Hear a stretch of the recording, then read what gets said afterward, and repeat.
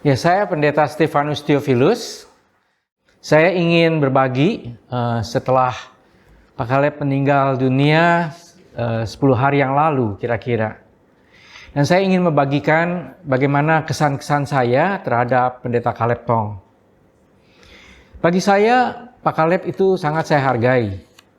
Karena ada banyak hal. Tetapi intinya yang saya lihat adalah kebapaan dari Pendeta Caleb Tong. Memang kepemimpinannya sangat jelas karena ketegasan beliau.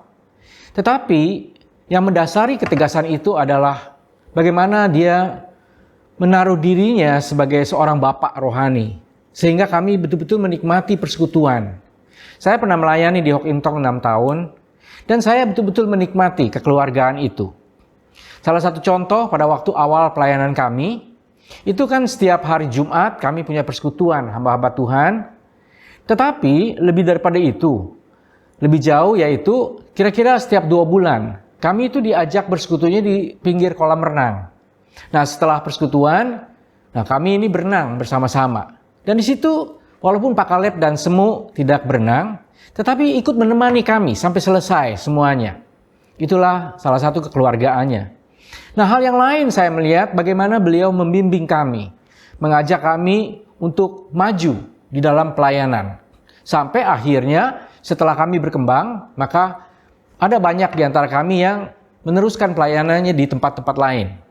Saya ingat pada waktu saya meninggalkan Hock Im Tong.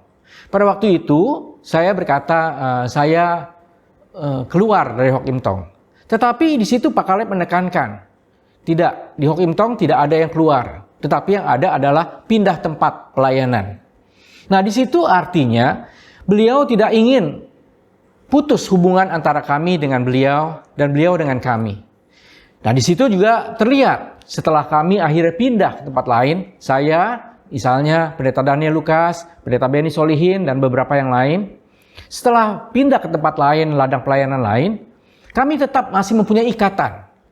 Nah ikatannya salah satu tercermin dari bagaimana beliau mengizinkan kami untuk kembali melayani dalam khotbah-khotbah minggu misalnya, atau persekutuan doa Rabu, dan seringkali bahkan event-event khusus. Salah satunya misalnya KKR untuk remaja, pemuda, dan jemaat. Jadi di situ saya melihat bagaimana hubungan itu tetap terjalin, walaupun kami sudah pindah tempat ladang pelayanan. Nah hal yang lain lagi yang ditekankan di sini adalah, yaitu nyata sekali. Walaupun kami sudah tidak di situ lagi, tapi pada waktu kami berkhotbah di sana, kami betul-betul merasakan, kami pulang ke keluarga kami. Karena di situ Pak Caleb itu betul-betul merangkul kami, dan di situ juga tidak terlepas dari peran penatua, majelis, dan seluruh jemaat. Jadi kalau saya misalnya khotbah kembali di situ, saya melihat betul-betul, saya merasakan, saya itu pulang ke rumah. Nah di sini saya melihat itu terus terjadi. Sampai akhirnya pada waktu Pak Caleb akhirnya meninggalkan kita semua, yaitu dipanggil ke rumah Bapak di surga, kami itu betul-betul merasa kehilangan, merasa ada rasa sedih sekali. Karena kami merasa kehilangan seorang Bapak rohani. Memang di sini saya melihat ada beberapa gereja yang memang mempunyai hamba Tuhan yang sebesar beliau, dan juga punya anak-anak bimbingnya di dalam pelayanan. Tetapi seringkali saya melihat perbedaannya adalah ada beberapa gereja yang menekankan doktrin begitu kuat, menekankan segala ajaran-ajaran, tetapi saya tidak melihat adanya kebapaan. Salah satu contoh yang paling jelas adalah pada waktu orang-orang itu pindah katanya atau keluar dari pelayanan di tempat itu, ternyata seperti bermusuhan dengan pemimpinnya. Nah di sini saya melihat berbeda sekali dengan Pak Caleb. Betul-betul dia merangkul.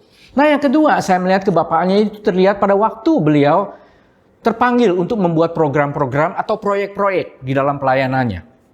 Di situ jelas, beliau tuh mengajak semua jemaat berpartisipasi. Misalnya ada membutuhkan dana di dalam pembangunan atau proyek-proyek khusus. Nah di situ semua jemaat diajak berbagi.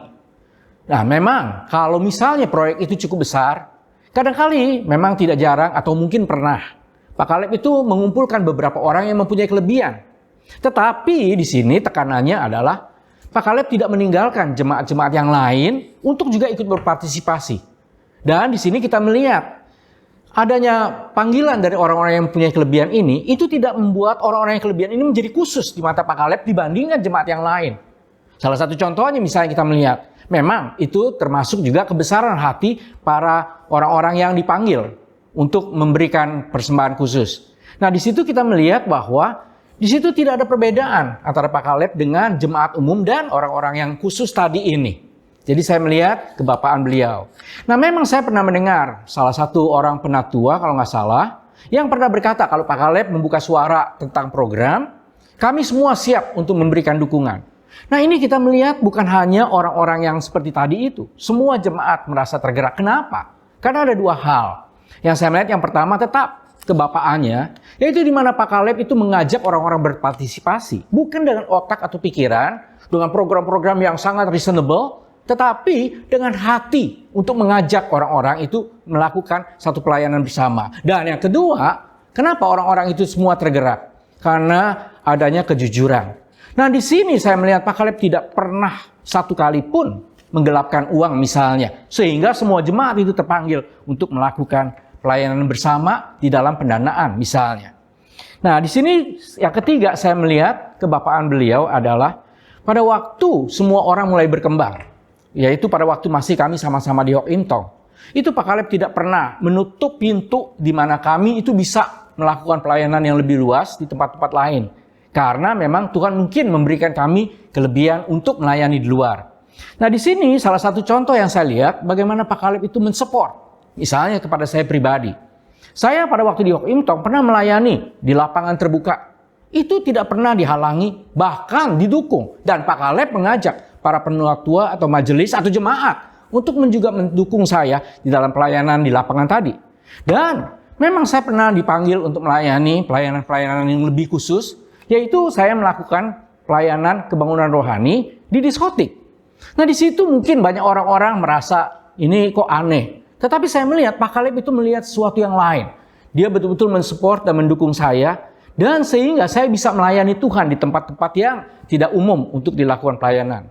Jadi saya melihat di sini Pak Kaleb punya hati yang sangat besar, luar biasa. Dan ini menjadi contoh bagi saya dan saya rasa bagi kita semua. Yaitu bagi penatua, bagi majelis, bagi jemaat.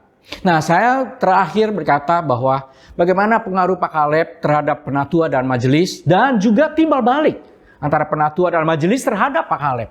Dan bagaimana mereka semua itu memperlakukan para hamba Tuhan.